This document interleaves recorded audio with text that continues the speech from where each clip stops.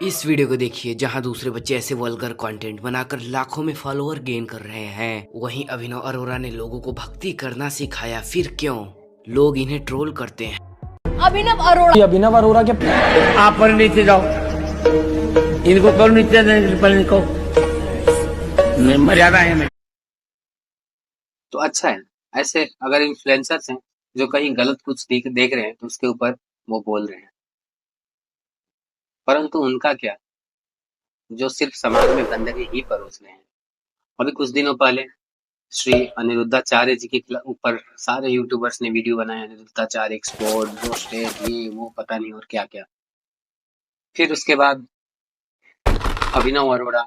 तो चलिए शुरू करते हैं। राधा रानी के भगवान कृष्ण के भक्त ने 3 छोटे छोटे सवाल में पूछता हूँ, देखता हूँ कि आपको इसका जवाब पता है कि नहीं।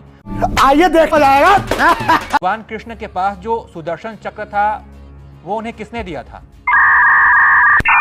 भगवान श्री कृष्ण के पास जो सुदर्शन चक्र था वो उन्हें दिया था। विष्णु को दे दिया चक्र सुदर्शन। नहीं, लक्ष्मी भगवान थी कृष्ण सुंदर को नारी। ये किसने दिया था सुदर्शन चक्र, ये बताइए। शिव जी ने। कुछ भी। और अभी तो रुको, क्लाइमैक्स अभी बाकी। अभिनव अरोड़ा इतना मूर्ख लड़का है वो। करवाली बेइज्जती खत्म। अभी कुछ दिन से जया किशोरी, तो काफी सारे जो कि स्पिरिचुअल कंटेंट्स बनाते हैं और वो जो अपने आप को ये भी बता रहे हैं कि मैं कोई स्पिरिचुअल साधु संत या साध्वी नहीं हूँ, उनको आपने रोस्ट किया, चलो ठीक है। परंतु उसके बाद जिनको वास्तव में रोस्ट करना चाहिए, क्या इन सब लोगों ने रोस्ट किया? बल्कि उनको अगर वायरल करने में सबसे बड़ा जो योगदान है इन्हीं यूट्यूबर्स का है। आप देख सकते हैं, 1-2 वीडियोस क्लिप्स देखेंगे तब जाके कुछ समझ में आए मैं क्या कहना चाह रहा हूँ।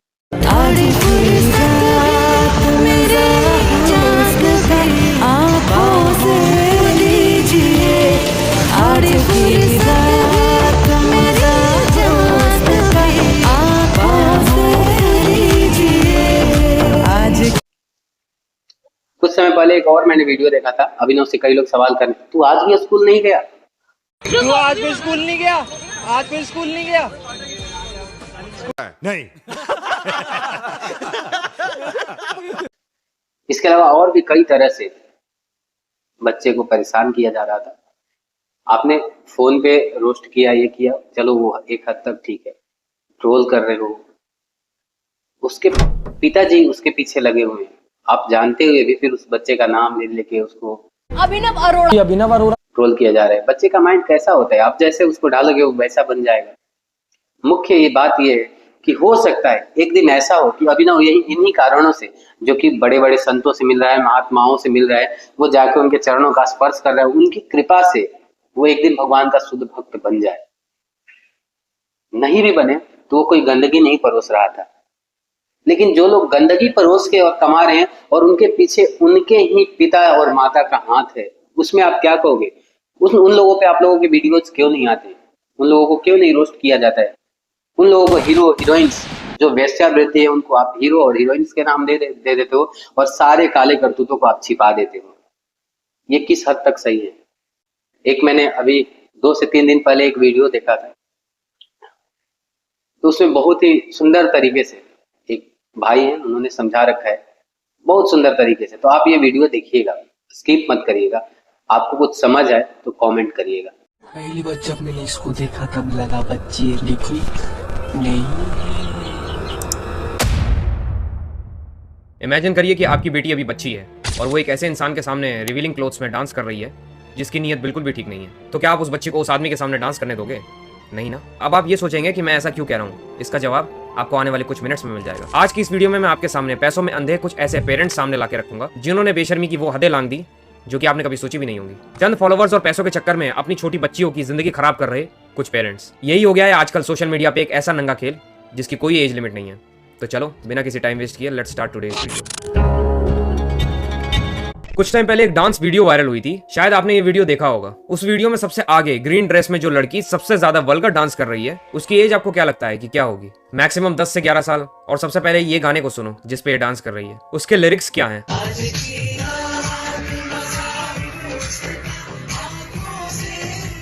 आज की रात मजा हुस्न का आंखों से लीजिए। ऐसे लिरिक्स पे इतने छोटे छोटे बच्चों से डांस करवाना और उसको इंस्टा पे अपलोड करना, ये सब किसका काम है? आपको क्या लगता है कि ये सारा इस बच्ची का काम है? नहीं, बिल्कुल भी नहीं। क्योंकि जब मैंने इसके बारे में रिसर्च किया तो मुझे इसका इंस्टा आईडी दिखा। इंस्टा के बायो में पता है क्या था? ये देखो, इसके ब्रांड डील्स करवाने के लिए ये एक प्रॉपर एक मैनेजमेंट एजेंसी से साइंड है। Can you even imagine? इतनी छोटी बच्ची की आईडी बना के उसे एक मैनेजमेंट के अंडर साइन कराना ताकि इस छोटी सी बच्ची के वल्गर डांस रील्स डाल के पैसे कमाए जा सके। अब इससे नीचे कोई पेरेंट्स क्या ही गिर सकते हैं। लिटरली आप खुद ही इमेजिन कर सकते हो ऐसे रील्स पे किस टाइप के कमेंट आते हैं। मगर फिर भी इस लड़की के माँ बाप ने इसकी आईडी को बनाना जरूरी समझा और जैसे ही इन्हें लगा कि इनकी बेटी वायरल हो रही है, तुरंत उसे एक मैनेजमेंट एजेंसी के अंदर साइन करा दिया ताकि इसकी वल्गैरिटी को मोनेटाइज किया जा सके। अगर आपको जरा भी इस बात पे डाउट लग रहा है तो इसकी बाकी रील्स को देख सकते हैं, जिसमें इसके उस गाने पे वायरल होने के बाद इसके पेरेंट्स ने इसे सेम गाने पे दूसरी रील शूट करवाई ताकि उसे भी डाल के वायरल किया जा सके। और वायरल हुई भी, बल्कि पहली रील से ज्यादा व्यूज दूसरी पर हैं। 500 फॉलोवर्स के हिसाब से ये लड़की काफी ज्यादा वायरल हो चुकी है। बेशर्मी की हद तो तब पार हो गई जब इन्होंने बायो में ये ऐड कर दिया। इससे हमें ये पता चलता है कि इन लोगों को इस चीज से कोई फर्क नहीं पड़ता, नेगेटिविटी से ये लोग बेपरवाह हैं। और भला फर्क ज्यादा पड़ेगा भी क्यों? क्योंकि जब बेटी की इज्जत से ज्यादा पेरेंट्स को पैसों से प्यार है तो उनको क्या ही बोला जा सकता है। तो पूरी दुनिया कुछ भी कहे, आपको फर्क थोड़ी पड़ेगा। इस लड़की को तो आप जानते ही होंगे, ये काफी सारी मूवीज में चाइल्ड एक्ट्रेस के तौर पर काम कर चुकी है, जिसमें से एक उड़ी भी थी जिसका एक सल्यूट करने वाला सीन काफी ज्यादा वायरल हुआ था। जी हाँ, ये वही बच्ची है। इसका नाम रीवा अरोड़ा है। जानते हो इस बच्ची की क्या एज है? 17 साल। जी हाँ, और वो भी ये अब जाके 17 साल की हुई है, जबकि इससे कई साल पहले से ये लड़की रील्स इसी टाइप के बनाती आ रही है। आई थिंक जब से ये 13-14 साल की थी तब से। इसके इंस्टा बायो से भी ये साफ साफ पता चलता है कि इसकी खुद की मदर ही है इन सब के पीछे, क्योंकि इसकी मदर ही अपनी बेटी को एक बेटी नहीं बिजनेस मॉडल समझती है। ऐसे कपड़े पहना के इससे रील शूट करवाना, वो भी पेड रील, क्योंकि इस गाने पे जितने भी रील्स बने हैं सब पे सेम तरह के कैप्शन वगैरह हैं। तो साफ साफ ये नजर आ रहा है कि इस चीज के पीछे एक मार्केटिंग एजेंसी है जिसने कि इस गाने को वायरल करने के लिए ऐसे इन्फ्लुएंसर्स को पे किया है। खैर, ये तो कुछ भी नहीं है। अगर मेरी बात मानो तो ये सच में कुछ भी नहीं है। आगे जो मैं आपको दिखाने वाला हूँ उसको देख के तो आप सच में अपना सर ही पीट लोगे कि ये कैसे पॉसिबल है। ये देखो,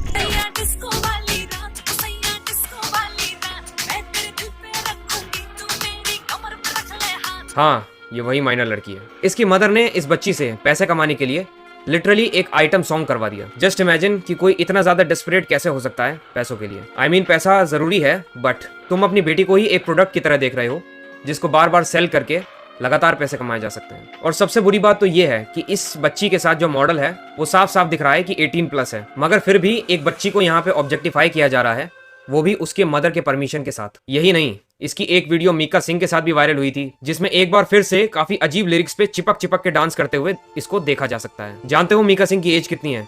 47 ईयर्स। और मीका सिंह का किस टाइप का पास्ट रहा है शायद ये मुझे आपको बताने की जरूरत नहीं है। इमेजिन एक बाप की उम्र के आदमी के साथ ऐसे वीडियोस बनाए जा रहे हैं। ऐसा बिल्कुल भी नहीं है कि सिर्फ मुझे ही ये सब प्रॉब्लमेटिक लगा। ऐसे कई सारे कमेंट्स इसके वीडियोस हों चाहे फोटोज हों, उनमें लगातार देखे जा सकते हैं, जिसमें साफ साफ लोग इसकी मदर को कॉल आउट कर रहे हैं, इसकी खुद की एज के बारे में बात कर रहे हैं। अगर बेटी को ऑब्जेक्टिफाई होना पड़ जाए, सेक्सुअलाइज ही क्यों ना होना पड़ जाए, तो भी क्या प्रॉब्लम है।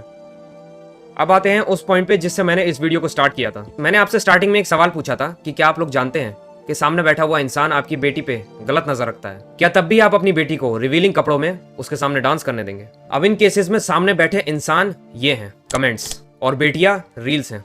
इनके माँ बाप को पता है कि बेटी के रील्स के नीचे कैसे कैसे कमेंट्स आ रहे हैं, मगर फिर भी कुछ पैसों और फेम के चक्कर में अपने बेटी के वीडियोस सोशल मीडिया पे डालते हैं। माइनर गर्ल्स की लास्ट वाली वीडियो में मैंने लड़कियों की कुछ गलतियों को पॉइंट आउट किया था, मगर मुझे उसके बाद कुछ ऐसे रील्स रिकमेंड हुए जिसके बाद मुझे उन वीडियोस के पीछे असली ब्रेन का पता चला। जब मैंने डीपली रिसर्च किया था मुझे ये पता चला कि इस चीज में प्रॉपरली 100% इन लड़कियों की ही गलती नहीं होती, उसके पीछे इनके खुद के माँ बाप का भी हाथ होता है। आज के टाइम पे लोग जब डैंग कमेंट्स के नाम पे कुछ भी बोल देते हैं, चाहे वो कितना ही ज्यादा कहीं भी ब्रूटली क्यों ना हो, ऐसे टाइम पर अपने बेटियों के वीडियोस इस तरीके से डालना क्या सही है?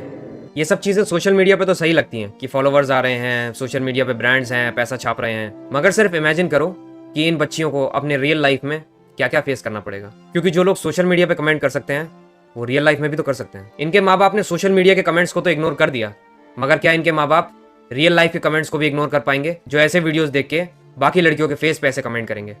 शायद नहीं।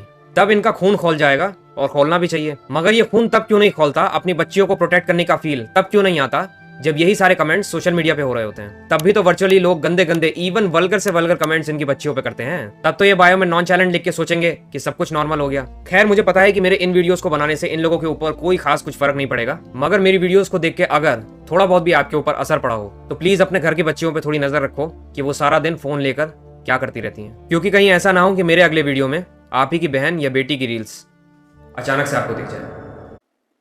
मुझे उम्मीद है कि मैं जो समझाना चाह रहा था वो अच्छे से आप समझ गए। उस अभिनव अरोड़ा जो बच्चा है वो पैसा कमाने के लिए भक्ति का रील बना रहे, कंटेंट बना रहे, उसको देखने वाले भी आप लोग ही हैं, और ये जो कूड़े बना रहे इसको देखने वाले भी लोग आप ही हैं। तो आपको सोचना है कि हमें क्या देखना है क्या नहीं देखना है। हर इस्कॉन के मंदिर में सुबह 8 से 9 श्रीमद् भागवत महापुराण का क्लास होता है, और अच्छे टीचर्स जिनको शास्त्रों का नॉलेज आता है वो हमें शास्त्रों को समझाते हैं। प्रैक्टिकल जीवन में हम भगवद गीता और श्रीमद् भागवतम को कैसे उतार सकते हैं ये बताया जाता है, लेकिन आपके पास तो फुर्सत ही नहीं इन गंदगी को देखने से। दिन भर रील्स फोन में घुमाते रहते हो और आप सोचते हो कि एक दिन ऐसा आएगा जिस दिन हमारा देश बदलेगा। ऐसा कभी नहीं होने वाला। आप पूरा देखना चाहते हो, लोग पूरा दिखा रहे हैं, आप पूरा सुनना चाहते हो, लोग पूरा सुना रहे हैं। आपके हृदय में गंदगी भरी पड़ी है, इसीलिए बाहर वाले आपको गंदगी और बढ़ा रहे हैं। तो आप चाहते हैं कि आपके हृदय का और बाहर का भी गंदगी साफ हो, तो जुड़िए, आज ही इस्कॉन से जुड़िए और अपने हृदय का गंदगी साफ करिए, भगवान के नाम का जप करिए। हरे कृष्ण कृष्ण कृष्ण हरे हरे, हरे राम राम राम हरे हरे।